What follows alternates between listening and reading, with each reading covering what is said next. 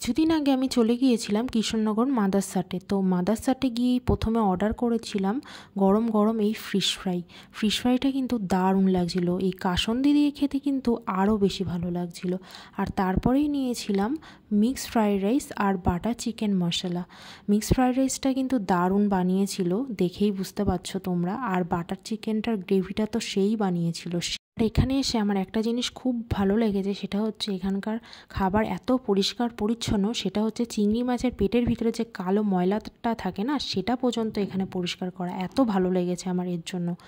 আর butter চিকেনের মশলার গ্রেভিটা দিয়ে ফ্রাইড রাইসটা খেতে কিন্তু দারুণ লাগছিল, রান্নাটা দুর্দান্ত বানিয়েছিল। আর তারপরে নিয়েছিলাম মকটেল, পাইনাপেলের একটা মকটেল ছিল। আর লাস্টে নিয়েছিলাম হট গোলাপ জামুন। হট গোলাপ জামুনটা তো দুর্দান্ত ছিল, এখনও পর্যন্ত আমার জীবনের সেরা গোলাপ জামুন হচ্ছে মাদারসাটের এই গোলাপ জামুনটা।